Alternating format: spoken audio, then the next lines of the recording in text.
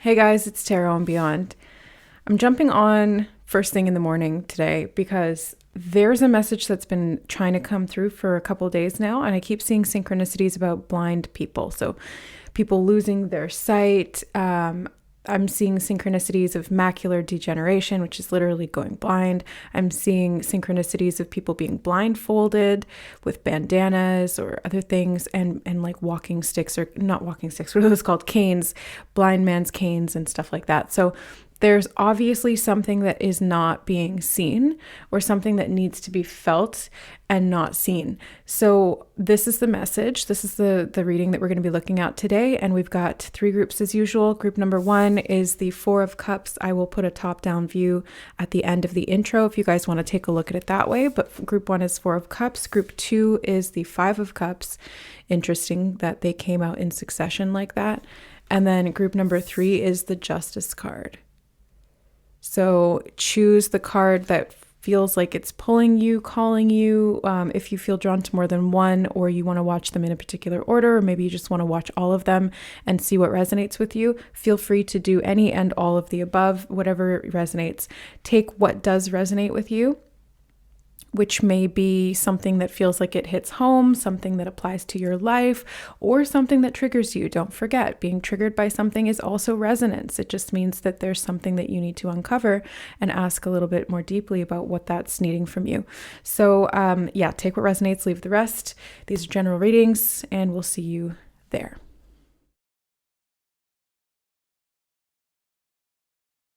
All right. Hi, group number one. Welcome to your reading. You chose the Four of Cups. So what is it that you're not seeing, group number one? Well, the Four of Cups is something being offered to you that you're not seeing, or something that you have that you're not seeing. I just got that message as well. Feeling ungrateful for something or taking advantage of something. Let's get more information. What is this? It's like your cups are full, but you're not seeing that. And I'm not meaning to say that you're ungrateful, group number one. That's like, don't mistake me. What I mean is that there's something that you're not fully appreciating because you can't see it, right? Like, how do you have gratitude for something that you can't see or you think that you lack? That's what I mean. So it's not like you're like, I see this and that's nothing and I don't want that. And it's like, no, you just don't see that you have this thing. And so you think that you lack it. So what is this? Okay, we have the Nine of Wands. And the way that he's climbing this ladder and reaching for this cup, and we're talking about these four cups that you have but maybe aren't seeing, I feel like you have something that you're trying to achieve. Like, you already have this. Let's say you're trying to climb the ladder of success because you feel like you are not successful. Spirit is saying, no, you already are. Like, you already are. And that's what you're not seeing. And so maybe that's where you're not having that gratitude, because you're not seeing how far you've already come, or the fact that success is subjective and maybe you just need to reframe the way that you're thinking about that success. But I feel like part of this is also you trying to build something. And if it's physically building something, or building like a career or a business or something like that, then yeah, you would be basing it off of what you can physically see, right? That's not like the emotional experience of success, although I think that's what Spirit's talking about here in terms of what they want you to focus on. But I think that if you're trying to physically do something or build something, yeah, you can be focused on the physical outcome of that. And I think that's why, the Six of Wands, you're focused on the success, focused on what you can achieve and how that's going to look in the outside world, like the accolades, the awards, the recognition, the publicity. I did just hear publication, something about like the physical results of that. But what Spirit is saying that you're not seeing, group number one, is that you are already successful. You have already succeeded. You are victorious. This achievement has been accomplished, even if it's not physically manifested in the external world yet. I can see that you're moving towards this, and you're doing so with gusto or with, I'm I'm hearing the word perspicacity. I don't even freaking know. What does perspicacity mean? I will have to look that up. You know what? Let's just look that up right now, because sometimes Spirit will bring through particular words for a very important reason. So let me just pull up my computer here and we'll Google perspicacity meaning. There it is. Keenness of mental perception and understanding. Keenness of mental perception and understanding. Discernment. Penetration. Synonyms: astuteness, shrewdness, acumen, insight, acuity. Yeah, okay, so I feel group number 1 that you're very shrewd about how you're going about this. Like, you are very focused. That's what I'm really seeing. The mental perception is very clear. However, it's like the emotional layer of it, because this 9 of Wands guy, he's reaching for that cup, and the cups are emotions. So I feel like you're mentally very clear on what you're doing or why you're doing it or what you're moving toward. And it is that goal, it is that success, whatever that means for you. But it's the emotional layer of it that you're missing out here, or that you are blind to, because that's what this reading is about. What are you blind to? What are you not seeing? So it's the emotional layer of success, feeling successful now while still taking the action steps to move toward that goal in the external reality, but feeling like, you know what? Even if I stopped right now and never saw that come to fruition, I'm proud of myself for how far I've come. I'm proud of myself for what I've been able to accomplish thus far, or who I've become in this process. There's something about the emotional qualities here that really need your attention, group number 1. 7 of Swords. Look at that blindfold. And the 7 of Swords is something hidden or something unseen. This is literally what we're talking about here today, group number 1. So I'm really glad that Spirit had me sit down and do this reading. I haven't even had my coffee yet today. I just like rolled out of bed and was like, okay, let's do this reading. 7 of Swords is like, you guys, you're sort of like, you're deceiving yourself in a way. Now, the other thing that I'm seeing here is that this deception isn't intentional, okay? So it's not like you're deceiving yourself and you're doing a bad job. It's like you are putting yourself in harm's way in some way by not acknowledging how far it is you have come or how high up you actually are. It's kind of like what they're showing me is somebody climbing a cliff and then being so focused on what they're trying to get to at the top of the cliff that they're not paying attention to their footing or how high up they are. So they don't realize, like, you are really high up there. You have to be very careful about the next step and the next step and the next step, instead of just keeping your eye on the goal. So this is very much like outcome versus process. And the outcome is that top of the mountain. That's the cup of water at the top of this ladder in the 9 of Wands. That's this, it's like this castle that you're trying to build or whatever you're trying to do, but you're not seeing how high up you are. And there's 2 sides to that. The first side is that you need to acknowledge how far you've come and be proud of yourself, because that's the success right there. And then number 2, recognizing how high up you are is going to help you to be more cautious with what you're doing, because the higher up you go, the harder down you fall.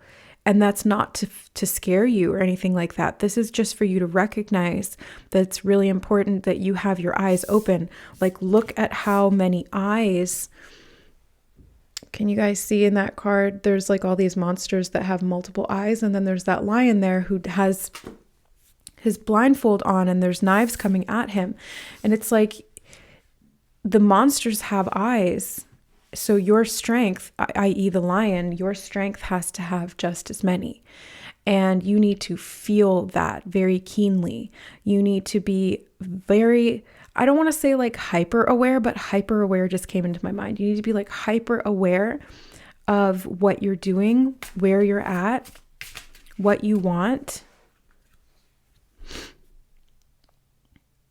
And know that as you're working towards this goal, the greatest protection that you have is the feeling of achievement or like healthy pride within yourself. Because they just showed me in the Six of Wands card, yeah, there's all these like monsters and stuff, and there's this guy sticking his hand into the monster pit, and all these monsters can see him, but I just noticed that they all have a stick in their mouth.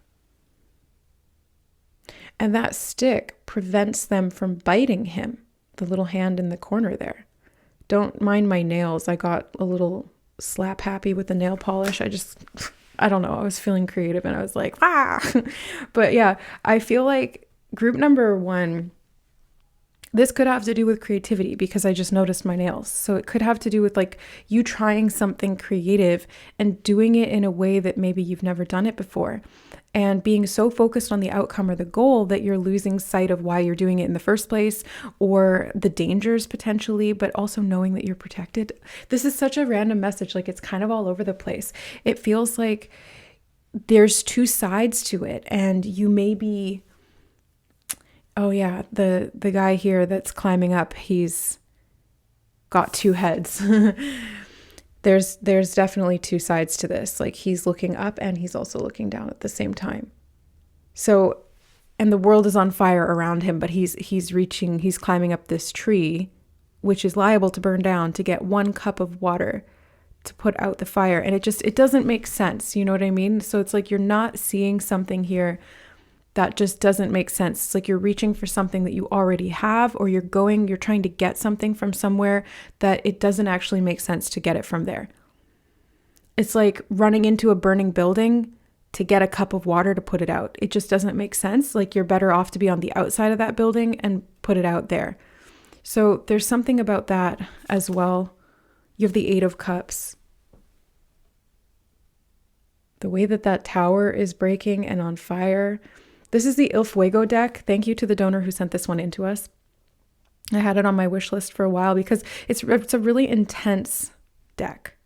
I don't know. It has like punch to it. And so I use it in these types of readings where it's like there's something that we really need to not skirt the issue around. We need to stop beating around the bush, and the burning bush, it just came into my mind as well. So it's like there's some kind of word of God that is trying to intervene in your life, or is trying to get you to pay attention to it, or there's something that you emotionally need to believe is what it feels like as well. Because it's like what is the story of the burning bush? It's like Ezekiel saw the burning bush. You know, let's look that up since I got my computer out. Handy dandy Google to the rescue. Burning bush. What does this means? Oh, it just came up with like burning bush, which is like a type of bush. Is burning bush invasive in Canada? Okay, so something invasive could be part of this as well. But I want to look up burning bush Bible, so I have to clarify. So maybe there's something that you need to clarify as well, group number 1. Like there's something that you're looking for one thing, but you're looking in the wrong place because you need to clarify very specifically what it is that you are wanting or needing. Okay, so according to the biblical account, the bush was on fire but was not consumed by the flames, hence the name. In the biblical narrative, the burning bush is the location at which Moses was appointed by Yahweh to lead the Israelites out of Egypt and into Canaan. Okay, so what are the lessons of the burning bush? It foreshadowed the suffering of both Jesus and God's people. Second, through God's call to Moses, he reveals that he wants you to also obey his calling in your life. Third, through the revelation, that was a hard word for me to say. So revelation could be part of this as well. It's like revealing, because what is revelation? It's revealed. It's like something being seen, and we're talking about something that you're not seeing. So there's a problem here with bringing something into the light and revealing it. Through the revelation of his holy name, he reveals that he is faithful and unchanging. Okay. So this is all symbolic, right? And like, so I will let spirit lead me to wherever the messages, the archetypes, or the symbolism are held. Sometimes that's in the Bible, sometimes it's in tarot, sometimes it's in random other things, movies, songs, whatever. But I'm seeing here for you, group number 1, that you are being called to something bigger than yourself. I see that. I know. Like, you have this burning desire, this passion, this faith, this calling, this purpose, if you will. that is calling you forward. And there's two sides to this coin. On one side, you need to follow that and you need to have faith. And you need to see how far you've come and really appreciate yourself in that. But on the other side of it, you need to be careful because you don't want to go headlong into the lion's den without realizing where you are. Like blindly walking into dangerous territory without fully understanding what that means for you or what the consequences of that would be. So I feel like there's some level of self-awareness that needs to be cultivated or enhanced here, like observing why you're doing what you're doing, asking yourself what the motivations are behind your actions or why you're being driven in a particular direction, or whether it's actually beneficial to do that. Because again, it's like this idea of running into the burning building to get a glass of water when it just doesn't make sense to do that. So I keep hearing this, like, you don't have to put yourself in the lion's den. There's something about like not putting yourself in harm's way in pursuit of something that really is not going to serve you. And I just got love coming through as well. So for somebody in this group, I don't think this is a message for everyone, but if you are looking for love and you're in a relationship and you keep putting yourself in the proverbial lion's den, like this, let's say, for example, narcissistic relationships or with people that have a lot of red flags and things like that, and you keep putting yourself in that position, you'd want to ask yourself why and pull back, because maybe the success you're looking for in terms of a healthy relationship is not found in that territory, right? Like you're not going to find it there, and continuing to pursue it in that area or with those people is counterproductive, because not only is that not going to get you what you want or need, but it's also just going to hurt you in the process and put you further. It's going to set you back. So I feel like there's a reassessment that's needed here for you, group number one, in regard to how you're moving, why you're moving, and where you're moving.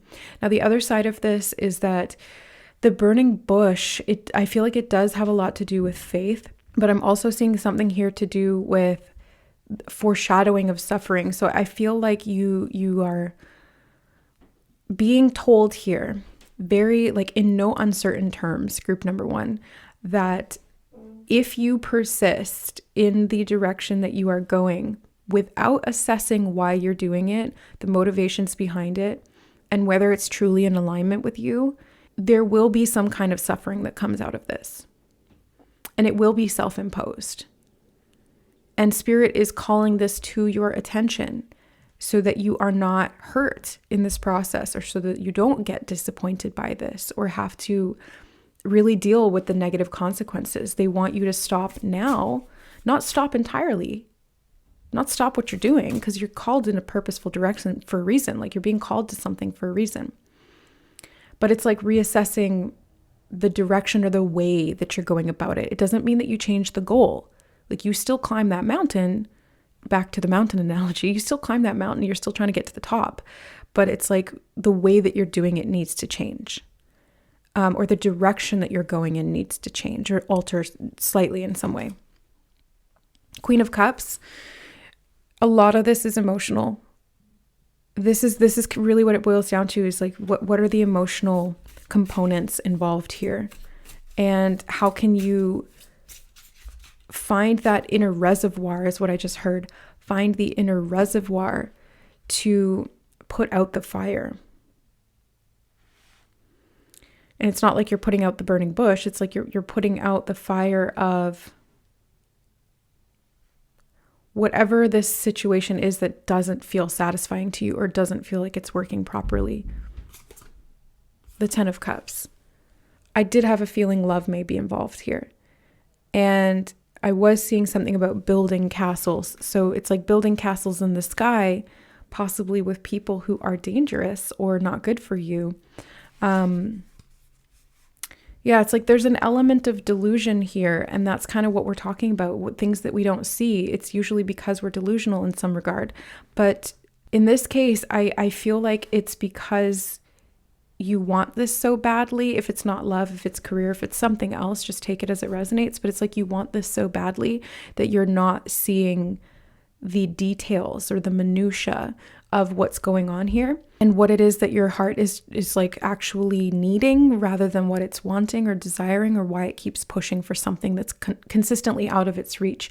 And I'm getting this analogy, and it doesn't have to be love, but I'm getting this analogy of like somebody who is deprived of love internally, or who is separated from themselves, who constantly goes after avoidant partners, like the chase and wanting somebody who doesn't want them. It's that kind of thing. And you might feel like that with your career or success as well. It's like I'm chasing this success, but it's like it doesn't want me. I want it, but it doesn't want me. Maybe I'm unworthy. What am I doing wrong? And it's like there can be a tendency to detach from the emotional components of the clarity, because the mind is so focused and honed in on something, but it's like there's an emotional gap here where you're not feeling clearly, or your intuition, it's not like your intuition is betraying you or your faith is betraying you. It's more like the mind is bypassing the core of the intuition. And so your intuition is speaking to you, but your mind is rationalizing or overriding it. And so you kind of have like a battle of wills going on within you.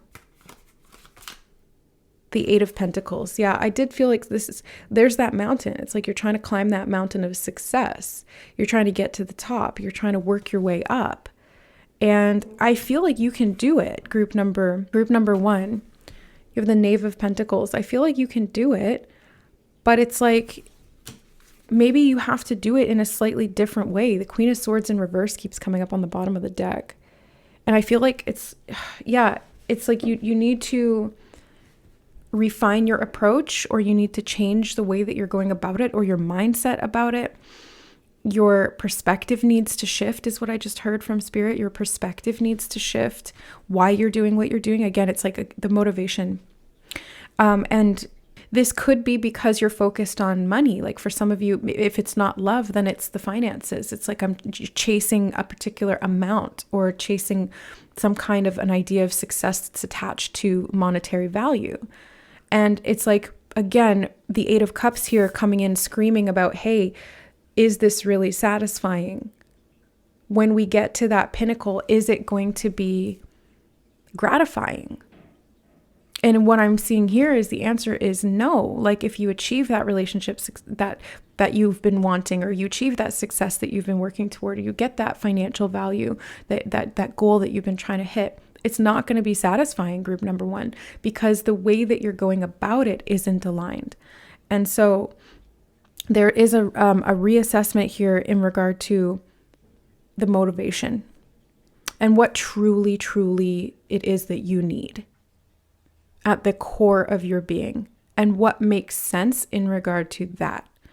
That's kind of what I'm seeing here, because I just keep being drawn back to the words here, obey his calling in your life. It's like God is calling you to something here, but maybe the way you're going about it is against his will, if we're looking at it that way. Or if you're looking at it just intuitively, it's like your soul is calling you to something, and your intuition is pulling you in that direction for a reason, but your mind has somehow overridden some aspect of it and is driving the cart, is what they're showing me. They're showing me like a horse in a cart. Oh, you may be putting the horse before the cart before the horse. Is that how it goes? Putting the cart before the horse, which again, it doesn't make sense. It's like you can't get anywhere like that. The cart has to be behind the horse. So there's something about a perspective shift. There's something about a reversal of order, a changing of direction, or an internal shift in terms of why you're doing it and how you're feeling about it. Because I think that is going to change why you're doing what you're doing, and that will change the results of what you're getting. Does that make sense? Internal shift, that will change the actions you're taking, and that will change the results that you're getting, because it will be more aligned with this success, which is here. I mean, you have the Six of Wands, you have the Ten of Cups, you have the Eight of Pentacles. I feel like you have the potential to work towards whatever this goal is that you have, but there's something about the mindset that needs to shift here, and the approach that you're taking and the actions as a result. Okay, so I think we'll get one final card.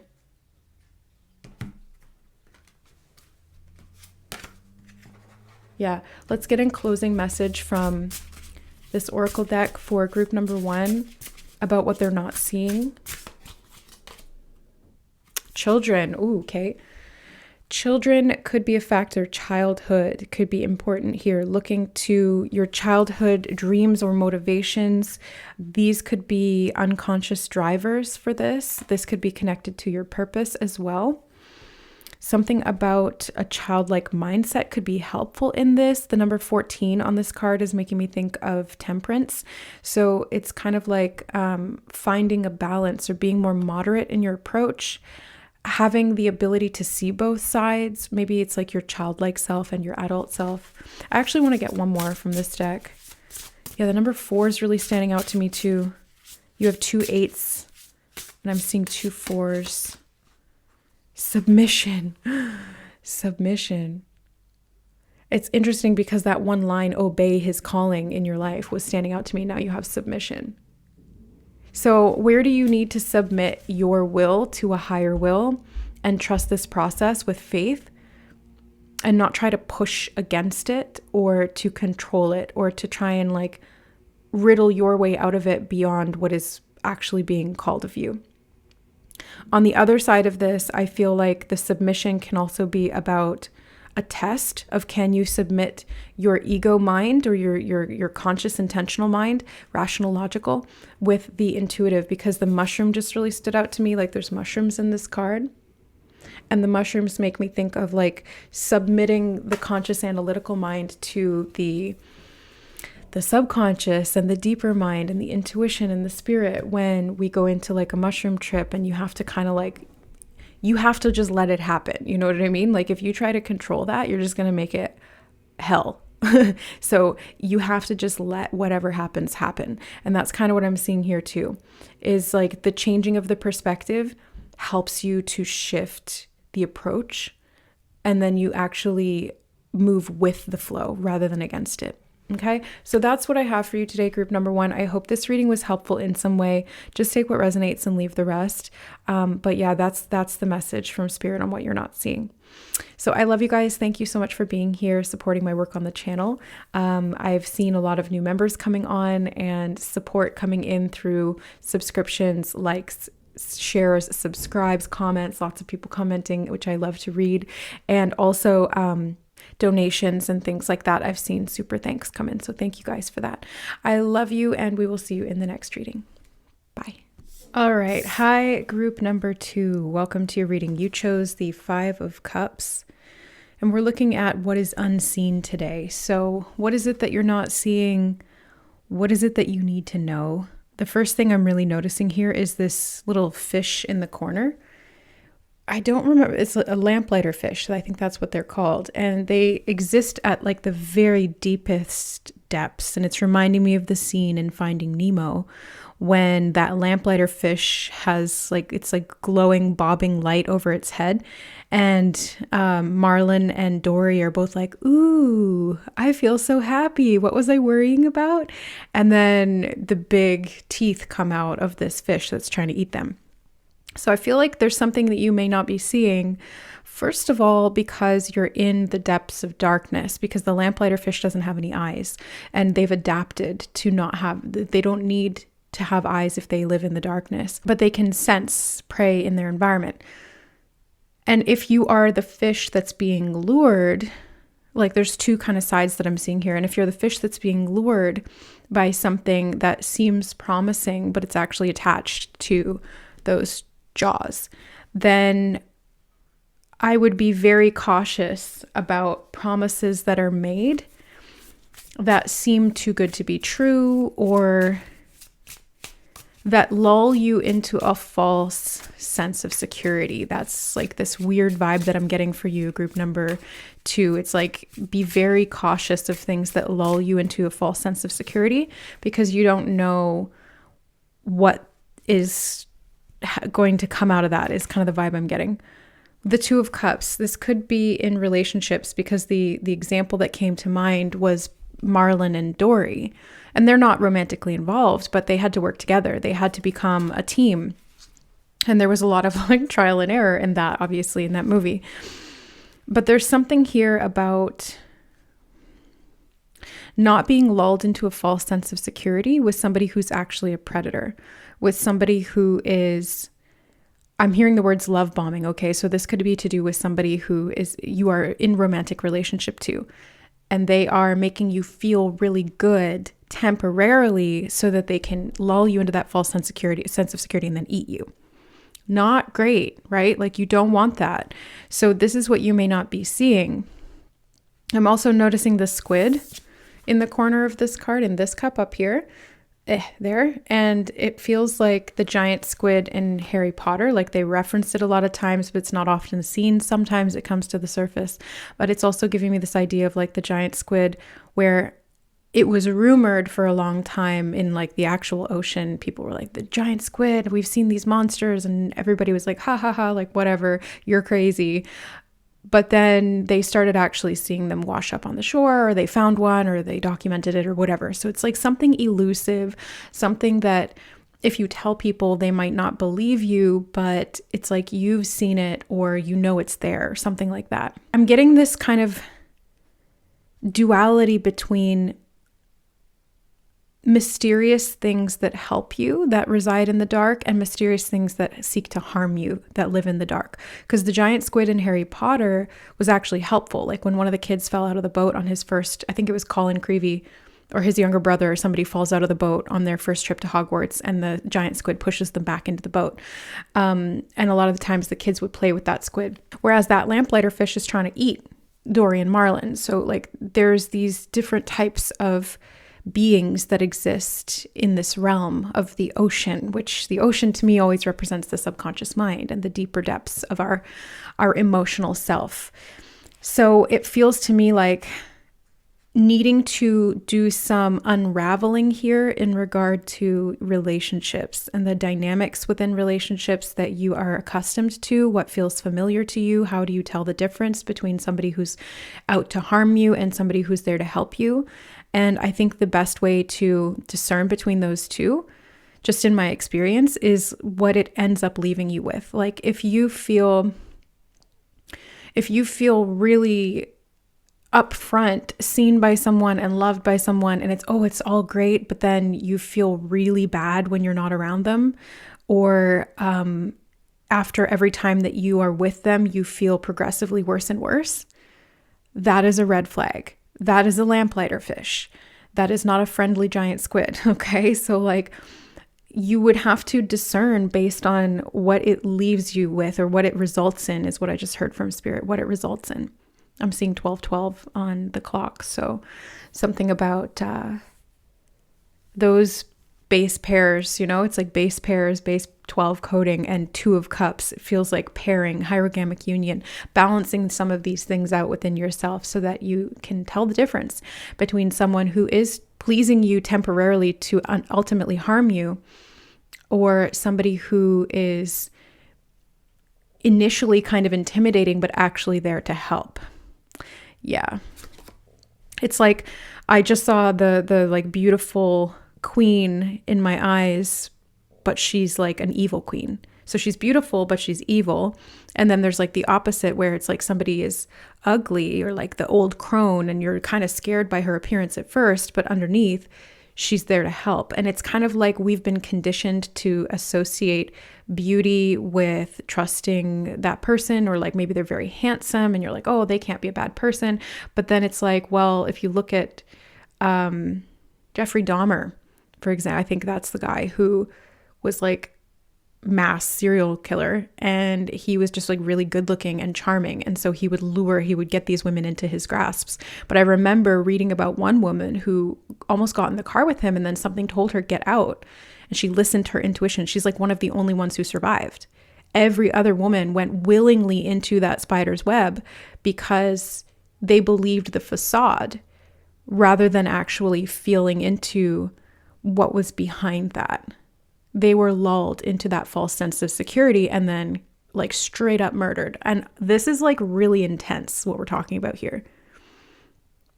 So like, I hope that that's not literally the case. Obviously, like most cases, it's not literal when we're doing readings with spirit and stuff like that. It's often just metaphor. But you never know with a narcissist. You never know with sociopaths. You never know with people who are psychopathic and have lack of ability to feel and empathize with other people. You never know what they're capable of. So you need to be very careful. Group number 2, I'm getting this message so strongly that like you need to see beyond. You have the Queen of Swords reversed. This came out in group number 1 as well on the bottom of the deck. So that was like an overarching message for them. But here for you, it's like very integral to your reading because this is you being able to discern beyond what you can see. It's like look beyond the surface. Don't judge a book by its cover because you really don't know what's inside. And sometimes a beautiful face will be matched with a beautiful intention or a beautiful soul. Sometimes that's the case. And sometimes an ugly person can be ugly on the inside too. But it's like there is no rhyme or reason to it. There is no like one way is that way for everything and everyone. It's like you have to assess on a case-by-case basis. And that's what I'm seeing here, group 2, is that you need to assess this on a case-by-case basis. And whoever this person is that you may be affiliated with or in connection to, I just heard work and boss. So for somebody in this group, this is your boss or somebody that you work with. But for others of you, this is romantic or this is potentially romance in the making. And it's like, be very careful with your willingness to look past some of the initial red flags. That's kind of what it feels like. You have the King of Pentacles reversed. Be very cautious of what you're promised or what you're given. I'm hearing if it seems too good to be true, it probably is. Now, that's not always the case. In this case, in this context, it is. So if somebody offers you the world on a silver platter, I'm hearing they're offering more than they can deliver, first of all. And then second of all, it comes with strings attached. It's like this little devil who comes with the money. Don't sell your soul to the devil, which basically it's not like you're literally signing a contract, selling your soul to the devil. What that actually means is just like giving up your integrity, sacrificing what's in alignment for you for something that you perceive that you lack, whether it's money or fame or connection to somebody who you think loves you, but really they're just manipulating you. It's like, don't give up what you truly value, which should and always, I believe, should be yourself. Like it should start with yourself, valuing yourself, and then going from there. But like, don't give that up to somebody under any circumstances. Never give up yourself. Never give up that value for something in exchange. That's really like fool's gold is what they're showing me. Now they're showing me like the leprechaun gold from Harry Potter, how they can like scatter all of these galleons all over the place, but then they disappear after a certain period of time. So it's like this person is offering you the world, but you don't realize it's all going to disappear. And then you're going to be left with nothing, or worse, you're going to be eaten by, the lamplighter fish and its scary ass teeth. Like, yeah. The Fool. Do not be the fool in this circumstance, group number 2. You need to walk with awareness. The eye on the bag is standing out to me. Like, you need to be aware of your baggage so that you don't make these mistakes, so that you don't fall for what seems familiar, maybe even because that's something that you're used to. Maybe that's the type of relationship that you're used to attracting, or you grew up in a household with a person who was like that, a parent, and then that translating to being drawn to jobs that have bosses like that, or relationships with romantic partners that are similar to your mother or your father, or whoever this parent or parent figure was that influenced the way that you think these relationships are meant to be, or that is normal. It's like it's been normalized in some way, right? And if it's normalized, then your I'm hearing autonomic nervous system is going to regulate to that in a way, even if it's not healthy to do so. It's like, that feels safe because it's familiar, but it's not safe. It's like you're used to swimming with sharks, and that's not safe for you. Not saying that all sharks are bad. Again, it's like on a case-by-case basis, but it's like there's something here that you need to assess, because there are warning flags. They're showing me like the bells on his waist. There are red flags. There are warning bells going off. Listen to your gut. It's around his waist, his stomach. 1212, again, I saw on the recording time. 1212 is a significant message for you, group number 2. That's a coding. So there's something that you need to see when it comes to the types of relationships that you're attracting or that you're attracted to or that you feel familiar with or comfortable with, even if they're unsafe, because it's coming from something in the past. It's familiar to you. And that's why you keep coming up with these types of people, or this is why it's time and time again, it comes back around. But you need to flip the script so you can see this, so you can feel into what feels off. I keep getting that your intuition will tell you if something is off, but it's almost like the emotional layer that feels comfortable with the dysfunction and the intuition are sitting so close together that it's like hard to tell them apart. Or one overrides the other. But they're both emotional. Like when we think of the intuition, there is an emotional component to that. But in my experience, the intuition transcends emotion and thought. It's just like a knowing or a feeling, but it's not really emotional. It's just a feeling. I don't know how else to explain it, but it's kind of like you're not overriding your emotion with your thought or overriding your thought with your emotion. It's like your emotions and your thoughts and your subconscious beliefs and all of these things that you've been programmed with from a young age are overriding the intuition. That like sense of knowing, oh my God, I look at the time, it's 12:21.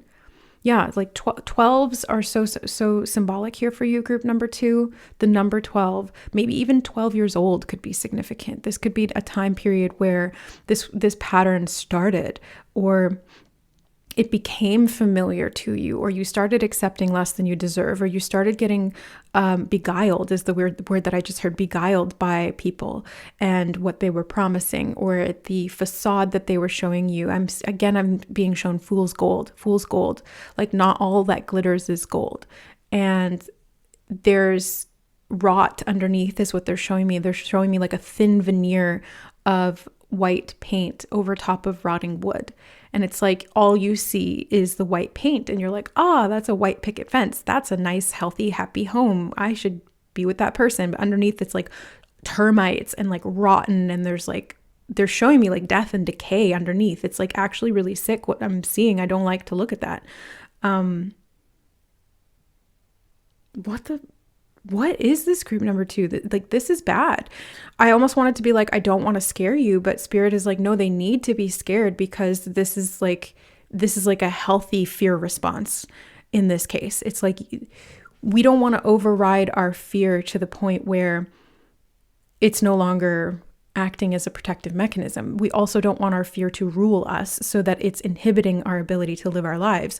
In this particular case and context, the fear is necessary because it tells you something's wrong and you need to get out, or you need to move away from this person, or quit that job and get a different one or something. Like, I don't know what this is for you, group number 2, but it's like there's something here that is really wrong and you need to, I'm hearing get out, like you need to get out. And they're showing me the movie Get Out, which I've never actually seen. I don't know what that movie's about. Let's Google it. Get Out. What is the plot of Get Out? Hold on. I'm going to put those 2 cards down because I did feel them. So we'll look at those in a second. But what is the plot of Get Out? The plot follows a young Black man who uncovers shocking secrets when he meets the family of his white girlfriend. What shocking secrets? What is the plot twist? Okay, we're going to get some spoiler alerts in here. Chris was lured into the lair of a secretive cult that will force him to undergo a procedure to transfer a white person's mind into his young, healthy body, as they did with other innocent Black men in the past. Holy shit! Group number 2. Yeah, no wonder you're getting this like warning from Spirit to get out, because it's like if this is some kind of like cult, or let's say it's like a family, because they keep showing me like a den of snakes, or like a group of sharks. It's like this is some kind of like a family of narcissists, or a work environment that's just chock full of people who are not looking out for you. And there could be something about like brainwashing, because that's what cults do. Because it's like replacing the brain. Oh my God, what the hell? Eight of Wands. Yeah. Get out. Like, I just keep hearing get out. Get out. And the Nine of Pentacles reversed. And look at on this card, it's like a gut. It came out reversed, so I'm going to show it to you upright so you can see it's like a gut. It's like the insides of the stomach. Trust your gut, group number 2. Your gut has been telling you like something is wrong here. There's something wrong with these people. They're all smiles. Ooh, they're showing me the uncanny valley in my mind. I'm seeing like dolls, like Valley of the Dolls, where they're like, ah. But underneath, they're like,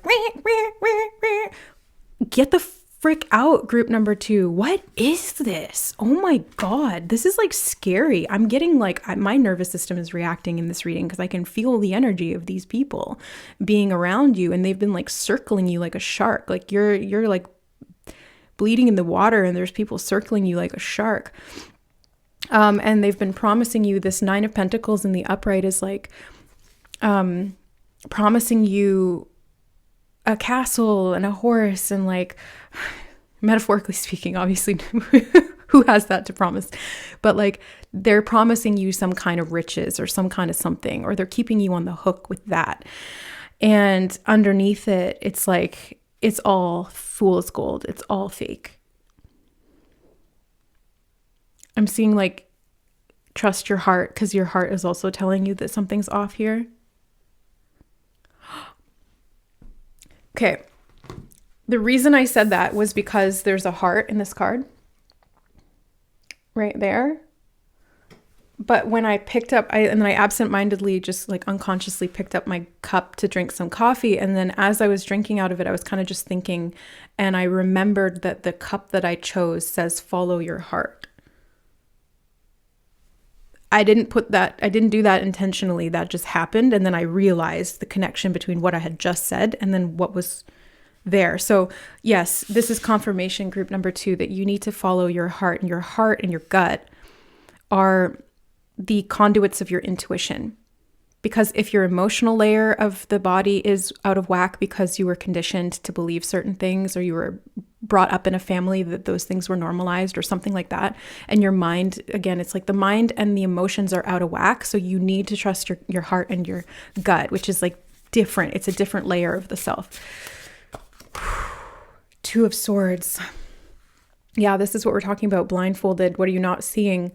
And needing to make a decision. And they keep screaming in my head, get out. Like, not screaming, but they're saying, get out, get out, get out, get out in my head over and over as I'm doing this reading. It's kind of distracting, spirit. Like, yes, thank you. We get it.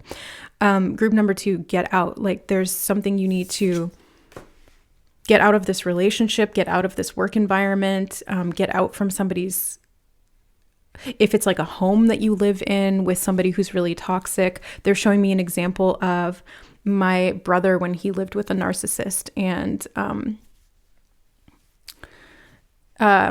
he ended up getting hurt, like physically hurt badly.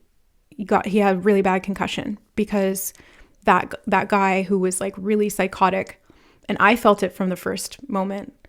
I knew that kid was like, there was something wrong with him. I could just feel it. He always was like, like happy, but I can just sense people's energy, right? And like, this was before I was even psychic, before that had all fully come to turn online.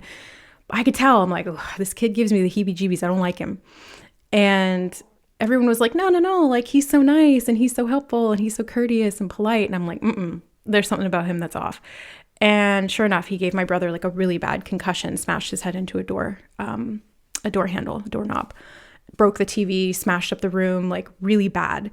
This is kind of what I'm seeing here for you, group number 2. And my heart goes out to you. Like, I'm scared for you. So please do something if you're in this situation. If this isn't extreme like this, or you don't know what I'm talking about, then this is just not your reading. The souls that were drawn to this reading who know what I'm talking about, this is you. This is who I'm talking to. You know, or you felt that there's something off here, but you've been kind of like strung along because your rational mind was like, well, maybe I'm just being paranoid, or like maybe it's fine, or like they say this and they do that and that's fine, so it's fine. No. It's not fine, and it's not going to be fine, so get out. Oh my God. I have to like calm down a little bit. I'm getting triggered. I laugh when I'm nervous. Okay, so 3 of Wands.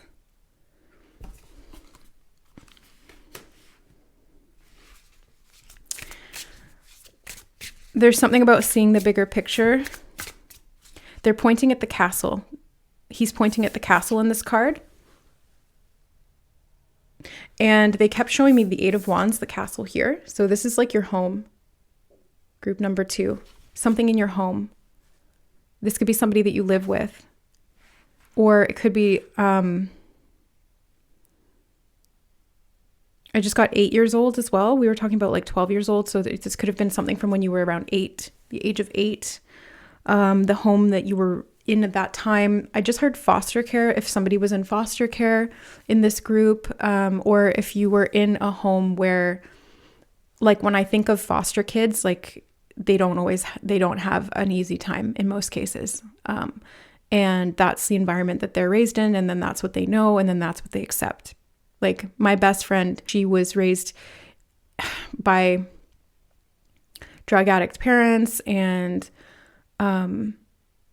put into foster care, and then she only got out of foster care when she was 16 because she moved in with her boyfriend, but the boyfriends that she had were always really toxic, and then she ended up taking her own life. So it's like you need to get out of these situations. Group number 2, and I'm hearing save yourself. Save yourself. You need to save yourself. Knight of Pentacles reversed. I'm hearing now is not the time to take action, and this is very contradictory to what they've been bringing through. Spirit, can you please explain? Okay. So they're saying that like if you're in this situation where things are really bad, it's kind of like when you're faced with a predator, you don't want to make any sudden moves because that will set them into attack mode.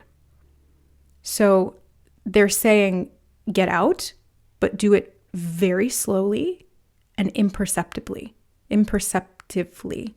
It's like they're showing me an example of like somebody who's in a very physically abusive relationship with a man, and they're showing me like this blonde woman in a physically abusive relationship with a man, and instead of just getting up and leaving or like saying I'm gonna leave you, it's like slowly she just starts planning. She starts planning to leave. Now they're showing me Jennifer Lopez in Enough. Yeah, that's when she was physically abused, and then she got strong and she went back and beat the crap out of him. Not saying to do that, but it's like there's something really negative here. And to get out of it, you kind of need to have a plan of escape. You need to have like a network of support is what I'm seeing. Maybe this is like starting to apply to other jobs if this is in your work environment, and getting a safety net set up financially so that you can bow out, or you can slowly leave or something like that. It's like, don't do it just like that, because they're showing me like a catalyst, or that will like create an avalanche. It's like, you don't want that. Oh, Jesus. The Hanged Man. It's not to say like don't take action at all. It's not to say like stay where you're at and endure it. No, like that's counterproductive to this. But I'm seeing that there's kind of like you need to have a game plan, and you need to. Okay, it's like when I actually was out for a walk the other day, and it was on Mother's Day, and there could be something to do with the mother here. But anyway, it was on Mother's Day, and I was going for a walk, and I live in the mountains, and there was a bear that came out on the trail that I was walking about 20 feet in front of me, and she had 2 cubs, so it was a mama bear.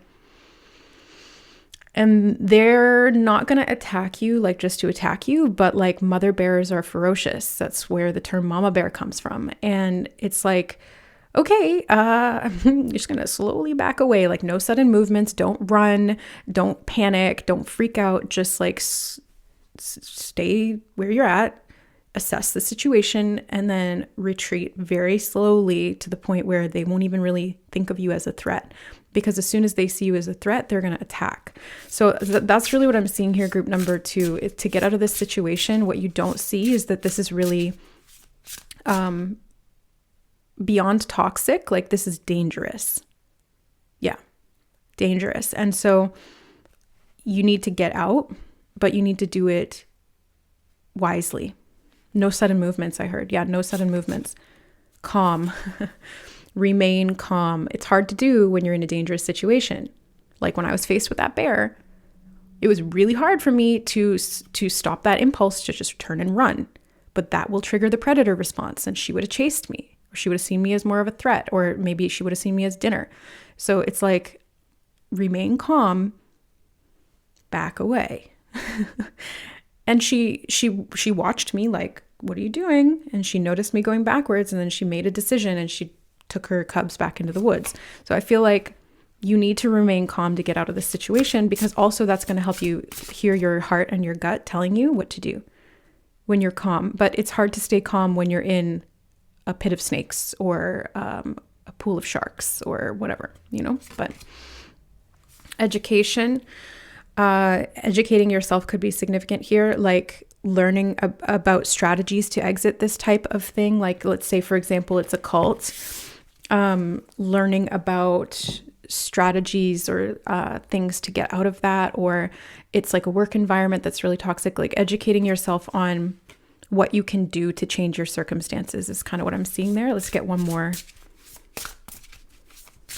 for you. Yeah, 12. I just noticed that again, the number 12. The number 12 is so significant for you, group number 2. Learning and education. If this is a work thing, maybe you need to learn a new skill or get some education or go back to school so that you can get out of that trap and get out of those environments where you are surrounded with people like that. Or maybe, again, it could just be that you need to learn the techniques. Oh yeah, bottom of the deck is freedom. Learn the techniques that will help you to get free from whatever this is, whether it's like a mindset or some kind of a strategy or some information that you need. Like I know from my experience growing up in a home with a narcissist, I had to learn what the warning signs are of that, because it was so familiar to me that I just kept attracting that type of thing without realizing that that's what was happening. And then it was a very unconscious process that was extremely toxic and thankfully not dangerous to me, but it did have a lot of negative repercussions in my life, mental health, physical health, all of that. And I had to educate myself. So I started researching literally on YouTube, like just searching what are narcissists, like what are their signs, how do I, like the gray rock method, things like that, about how to limit the negative impact that they're having on you if you can't escape the situation, or having some kind of a plan to get out of that. So that's kind of what I'm seeing here. It's like remain calm, educate yourself, form a strategy, and then execute it. But like slowly and calmly. You will get out of this, group number 2. Spirit would not have drawn you to this reading today if you were not meant to get free from this. And we did have freedom on the bottom of the deck. So I think that's straight confirmation there. Okay. So you're meant to be free from this. And also I'm being shown so that it doesn't repeat as well. It's like there's something in the root of this from your childhood that you're being made aware of that may be shocking because you haven't seen it in this way, but it's like there's something at the root within the home, within the family, within the line that you grew up in, some kind of narcissistic abuse that you may be aware of or you may not. And there's information in that is going to help you to resolve the situation you're in, and also to have it not repeat in the future, so that you're not attracted to that type of thing, or you don't attract it to you. Okay, so this will balance out, and you will get free. Yeah, okay. So that was an intense reading, group number 2. I hope you guys are okay. I'm sending you all my love and protection. If there's anything I can do, I don't know, just let me know. But yeah, I'm praying for you if this is something that you're physically experiencing. If this is more metaphor for you, I'm still praying for you. I'm still sending you love and support to be able to shift this pattern, even if it's not physically dangerous at this point. It's like it's still not something that you want to have there. So I'm sending you lots of love, guys. Either way, I love you, and we'll see you in the next reading. Bye. All right. Hi, group number 3. Welcome to your reading. You chose the Justice card. So we're going to be looking at what you're not seeing and what you need to know about that. The other 2 groups were pretty intense, so I don't know what to expect with your reading, but let's take a look. Actually, I feel this card. Hold on. The Lovers. All right. The Lovers. And so this is about decisions and choices, relationships, love, romance, other people. And I'm also seeing something about third-party situations and your eyes being opened to that. Now, what I wanted to say before I pulled that card was what caught my attention was actually the fact that here in the Justice card, she's got her eyes open. Normally, justice is represented with a blindfold on because it's about impartiality. So I feel like you being able to be brought awareness of something, and I'm hearing contractual, so there could be something contractual, like a marriage contract, something being brought to your attention about a marriage contract, infidelity I did just hear, and there's two, they're like Siamese twins, but there's like two women and one man. So there's something here to do with infidelity in a marriage contract or a relationship of some kind. Yeah. 10 of Swords. Whoa. 10 of Swords. I think this is going to be a painful truth, group number 3, but it's something that you need to know. Obviously, if Spirit brought you to the reading, it's something you need to know because it could be keeping you in a toxic environment or situation. The burning house to me is always a symbol or synchronicity of a toxic relationship or a toxic environment that you need to get out of. Oh, and I dropped the card. Yeah, so it's kind of like something that you need to drop. You need to like let that go. You also have the Queen of Wands. I'm hearing take action. So there's something about taking action to get yourself out of a situation where you are legally obligated is what I'm hearing. Something about legal obligation, contractually obligated to another person or to, what? I just heard post representation. What does that mean? I got my computer out today for the other groups to Google things. So post representation. What is that? I don't know. Google's coming up with stuff about proportional representation, voting, types of voting system, PR representation. It's not coming up with anything to do with what I just heard, post-representation. So I don't know what that means or what context that is. Maybe it'll mean something to someone who's drawn to this group. I don't know. But there's something about post-representation. Okay, anyway. 7 of Cups. There's a lot of options here for you that you don't see, group number 3. It's like there's options beyond the contract. Maybe you're even being called in a different direction, or there's something about, I'm feeling a lot of self-doubt, okay? Like even like, okay, I kind of cut myself off mid-sentence there and just kind of spaced out for a second because I'm feeling like, I don't know. And I'm like, wait a second, that's the energy of this reading. Like, I don't know because the energy of this group is in the energy of I don't know. Like, I don't know what to do, or I don't know how to represent myself, or I don't know what I can do to break this contract or to get out of this situation, or I'm feeling doubt about this contract. I don't know, something like that. 10 of Pentacles could have to do with family. I got something about alcoholism. I saw the bottles there and it was like scotch specifically. Scotch or rum is kind of what it looks like, but I was getting something to do with scotch. Somebody could be a scotch drinker. There's something about a contract. And I don't know if this is a literal contract, like a marriage contract or a business contract, or if this is a soul level contract, like a negative soulmate contract. I used to help a lot of people clear those out of their Akashic records, because when we have those sitting there unresolved, we play out that same pattern over and over and over again until we realize our part in it and we start taking action in a different direction, which is kind of what I'm seeing here. It's like you may have felt stuck. Limited, I just heard, limited by this contract because you didn't see the other options in terms of what you could do. So I want to kind of ask about that. Oh, 7 of Swords. This is what we're talking about. It's like he's blindfolded. There's something that you haven't seen. 7 of Swords is about what's hidden or what's behind the scenes, deception, envy. I'm hearing the word slights. Somebody slighting you. Let's look up that word, slights. Slights meaning. insult someone by treating or speaking of them without proper respect or attention. Okay, so an insult, basically, to insult someone. There's something that is insulting you that you need to extricate yourself from, group number 3, because it is not helpful. And I'm seeing a lot to do with swords. So this has to do with the mind. It has to do with the way that you're thinking about the situation.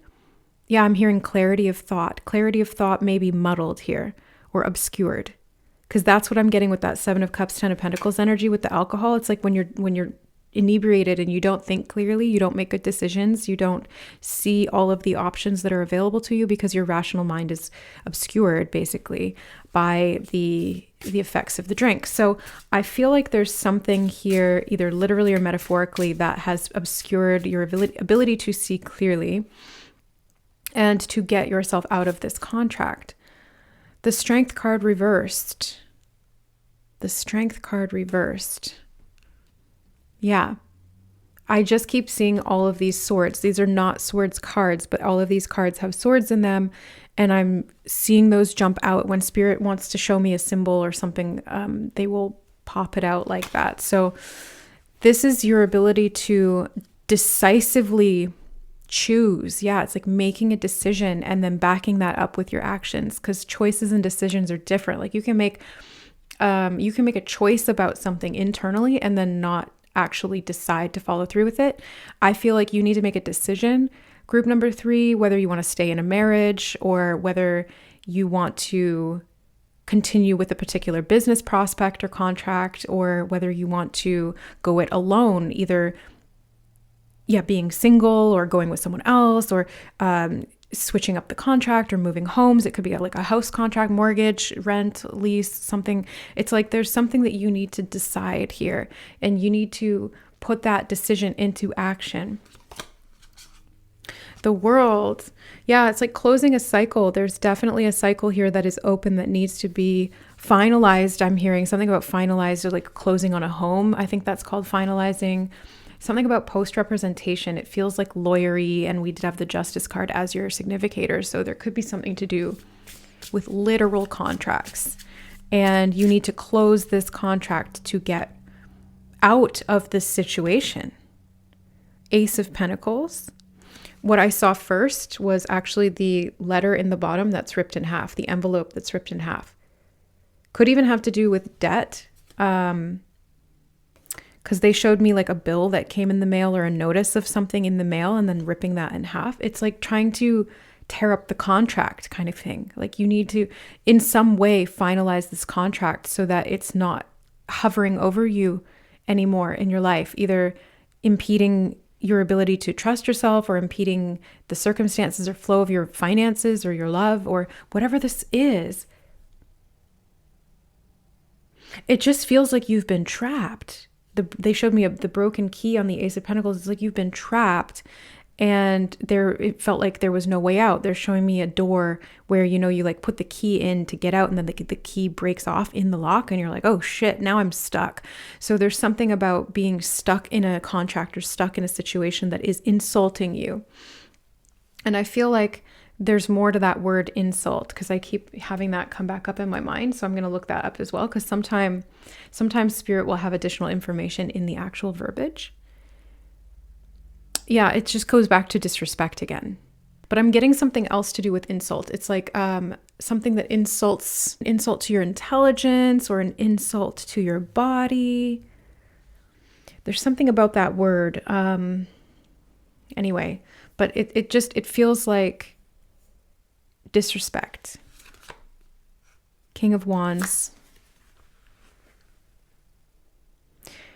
There's 2 suns in this card, and they're both pointing on this one person. It's like 2 spotlights being placed on one person. Like if you're in conflict or you are in competition with someone for someone else, it's like you're insulting your self-worth or something. What is this? I still haven't figured out this message fully yet. So bear with me, group number 3, as I try to riddle this out. You have the 8 of Cups. I see very clearly that whatever this is that we're talking about here, group number 3, is like you need to get out of this situation. The devil. Yeah. I heard the devil's in the details. This feels very contractual, you know, like when there's like fine print on a contract that you don't see. They're showing me small print. Yeah, it's like really tiny. You have to whip out a magnifying glass to see or read the fine print. And it's like they catch you in those loopholes or something. Yeah, I'm hearing like lawyers speak. Yeah, there's something about getting out of a contract. Okay, what do you need to do? 4 of Swords reversed. I feel like you need to sit with this and come to a conclusion on your own. Like, I feel like you're being influenced by other people in some way. Maybe they're influencing the way that you're thinking about this, or there is some kind of an outside influence. That's what I'm getting. That's what I'm picking up on. There's an outside influence, whether it's alcohol or another person or 2 other people or a whole bunch of people or the contract itself. There's an outside influence that is skewing the way that you're seeing the situation, group number 3. And you need to kind of get some distance from that, back up a bit, get some space so that you can tune into what feels right for you and assess the situation clearly, because from there you'll be able to devise or to make a decision on what you need to do and to actually put it into action. Knight of Cups. I heard dream your way out of it. Okay, what does that mean, Spirit? They're showing me an envelope flying with the flames behind it. Dream your way out of it. Imagine more for yourself. Knight of Wands reversed. In this card, he's got a key inside him that unlocks the treasure and the castle. Yeah, there's something about the symbolism of keys is important here. Yeah, this could be like a deed or a key to something, literally. Knight of Swords. You have 3 knights in a row. Knight of Cups, Knight of Wands, Knight of Swords. These are all talking about taking action, putting things into motion. Because the knights are all riding horses, and that's about putting something into action or going out and doing something, going on a quest, on a mission. But it's like you have not been thinking about this clearly. The Knight of Cups, the horse has 3 eyes. The Knight of Wands, the horse has 3 eyes. The Knight of Swords, he's blindfolded.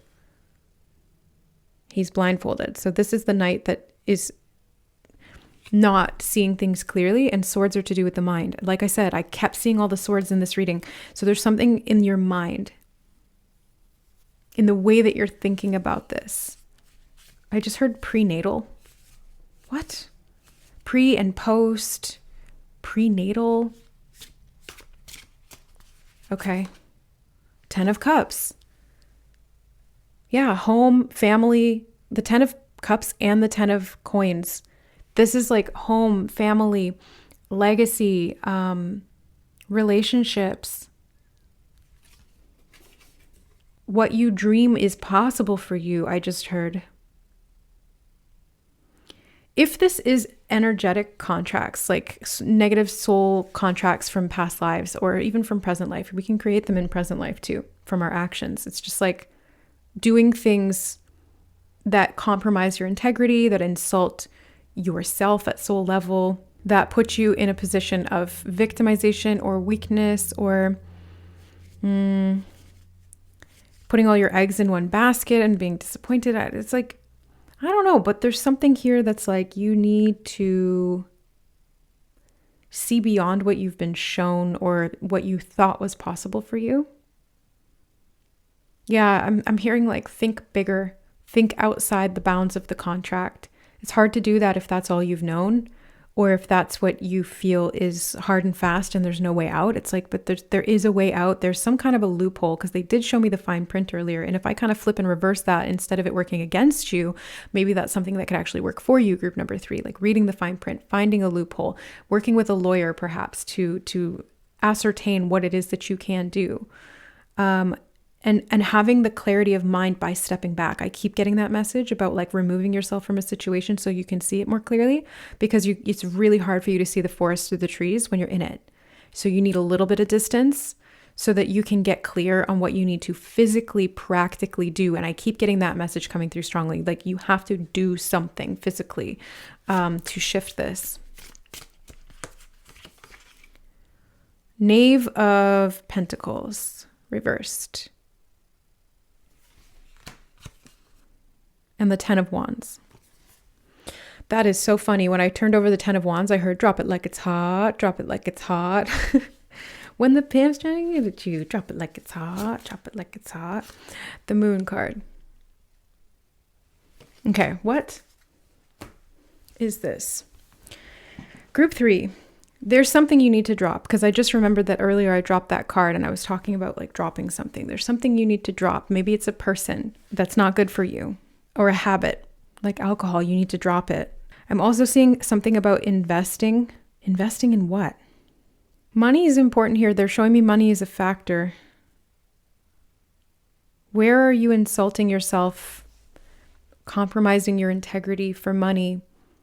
Because they actually showed me the money sitting over top of this person's crotch.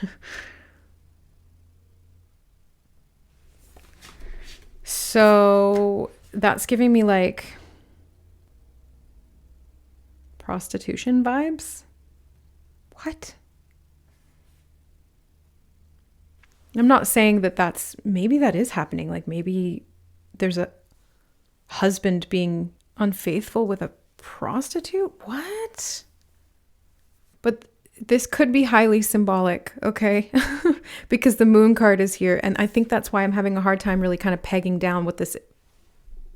Okay, I won't analyze what I just said, but anyway, I'm having a hard time pinpointing exactly what this reading is talking about. Like sometimes when I do a reading, I will get very concrete details. I will have a lot of imagery or examples that Spirit will show me so that I can understand it and I can relay that to you. And in this reading, it all feels very confused. The one thing I'm sure of is that there's some kind of contract, and that contract is not good for you. And this is what you haven't seen, and what you need to be made aware of is that this contract is negative. You need to get yourself out of it. But to do that, you need to see what's going on behind closed doors, or you need to see what's going on even like in plain sight. Like maybe it's hidden in plain sight and you just haven't seen it because you've been not wanting to see it. You know, it's like maybe your spouse is cheating on you and it's obvious, and they've left like lipstick on the collar and there's like perfume on whatever, and it's like, you know that, but the Seven of Swords can sometimes be about self-deception. Like we don't want to see it because of what that will mean, like what we'll have to do about it. And so we kind of just like write it off as, oh well, it's just this, or you know, it's just my imagination or whatever. It's like not wanting to see it and then deceiving yourself about it. But there's something about taking that blindfold off and understanding what is actually going on here. And I keep hearing the word infidelity, so I do feel like cheating is an issue here in this group. If you have an agreement with someone to be in a committed relationship of any kind, it doesn't have to be a marriage. If you're monogamous in that way and somebody's not being faithful or honest with you, then yeah, that's something that it is important that you see clearly and not run and hide from, because really when you're doing that, it's like there's a part of you that knows what's going on, and it's your conscious mind trying not to face that harsh truth or to make the changes that need to happen. And then as a result of that, all you're doing is hurting your inner child. They keep showing me the little girl here in the Strength card. It's like when you deny a truth that you feel, all you're doing in the Moon card got, what's the word?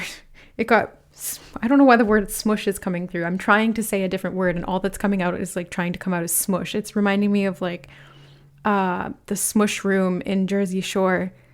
Yeah, there's somebody smushing behind the scenes and like it's not good. Sorry, I don't mean to laugh. It's just this is making me uncomfortable. I don't like talking about this stuff, but hey, this is what we needed to do today. So, but yeah, it's like it's insulting your inner child to accept this kind of treatment, or to pretend it's not happening, or to stay in a contract that is clearly not holding your best interests at heart. That's really what I'm seeing here. It's like, it's painful to see it, but the truth will set you free, you know? The truth will truly set you free, and you'll be able to put down that burden, release that contract, heal the wound, trust yourself to make good decisions going forward in the future. I'm seeing two paths diverging. They just showed me that. Look at the two houses.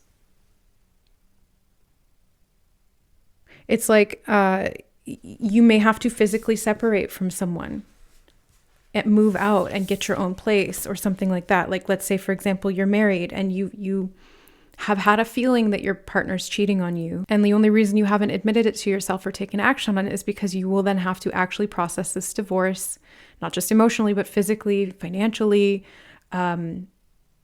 invest in a lawyer. I'm hearing, you'll have to figure out how to get a place of your own and like do all of the hard work that comes along with that. But in doing that, you will liberate yourself and you will have a healthier relationship of trust with yourself, and your inner child will feel happier and safer. And staying in the unhealthy marriage or the unhealthy relationship or whatever the situation is only harming you. Like, it not being willing to face that truth is only harming you more.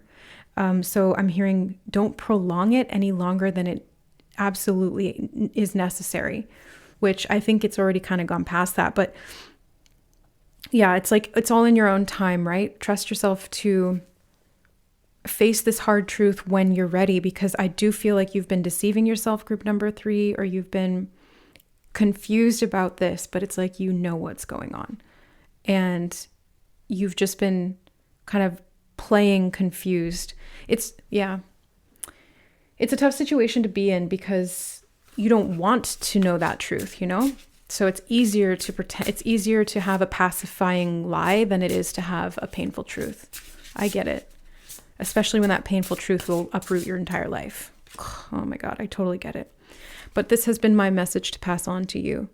That's why Spirit showed me all these synchronicities and really called me to sit down and do this reading, even though it's uncomfortable for me to talk about these things with you. It's like, if you were drawn to this reading and it's resonating and you're still here, you already know this on some level, and I'm just mirroring it back to you. I'm just confirming it to you. And it's important that you trust your intuition. Oh, regrets. Wow, regrets. But it feels to me like if you don't make this choice, you will live to regret it. Yeah. Repression. And the moon card, I mean, yeah, like, what are you repressing? You're repressing your truth here, group number 3. You need to be honest with yourself. I know this situation. Like, I feel like I've been in this before.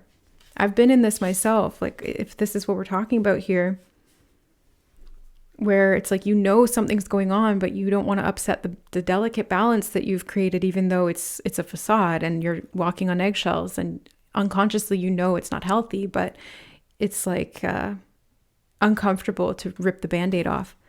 Burden of tears. Oof. Oh, group number 3, I am so sorry that this is happening in your life. I'm so sorry that you've been faced with this and you have to go through this pain. But it is going to be like, they just keep showing me somebody ripping off a band. Like, it's going to hurt to rip off that Band-Aid, but the wound needs air to heal. If you keep the Band-Aid on for too long, it's just going to get infected, because what they're showing me is like a dirty old Band-Aid on top of this wound, and it's actually making the wound worse. It's not helping it heal. You need to rip the Band-Aid off, clean out the wound, and then give it some air, which I was talking about before, like getting some space. Like, you need some space. Maybe a trial separation or something like that could give you some perspective on why this is so toxic. Like, I know when I've been in relationships that I didn't want to end,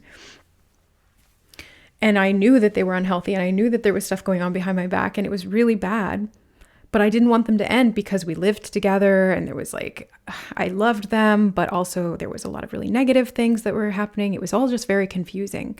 And when I finally got out of it and I got some distance from it, there's still processing that I'm doing to this day. And the reason I'm sharing this is because it feels like it's relevant to this message or what you may be going through, group number 3. And yeah, there's regrets that I have, but I don't regret leaving. Like 0 times that I have left a relationship that was toxic do I regret that. I think those were the best choices I've ever made. What I do regret is staying longer than I maybe should have in situations that I felt were off, but I deluded myself I over-rationalized staying, or I deceived myself. And I remember I was in a really toxic relationship like just over a year and a half ago. And the Seven of Swords was haunting me. The Seven of Swords was haunting me for like 6 months. It just kept coming out everywhere I went, all the time, everywhere. And I'm like, where am I? What am I not seeing here? Because it's about deception and cheating. And not only do I think that person was actually cheating on me, but I never really found out for sure, but I have some inclinations. But I was lying to myself. I was lying to myself and saying that it was fine, it was healthy, we could make it work. I was lying to myself, and I regret that because it did hurt my relationship with me, and it's taken me a year and a half to recover from that. The strength of your inner child trusting you to make good decisions and choices and to back that up with your actions, that's the justice that clears the contracts. Even if they're just like soul level contracts, energetic, Akashic contracts in your blueprint, that's what clears it. And at the physical level, ending the contract physically does clear things as well. Yeah, so group number 3, I'm sorry to see that you're in this situation. And I'm sending you all my love to help you to have the confidence and the strength and the courage to face these uncomfortable truths and to start implementing some changes in your life, because I promise you that you won't regret choosing truth. Even if it's painful, you will not regret choosing truth. Okay? I love you. I'm sending you protection for your greatest and highest good. And so it is. All right, guys. Thank you for being here on the channel. These were tougher readings, so I hope they were helpful. All right. Just take what resonates, leave the rest. If it's not for you, it's not for you. All right. Don't let this be fear mongering. No, that's not the intention. It's meant to be helpful. I love you. We'll see you in the next reading. Bye.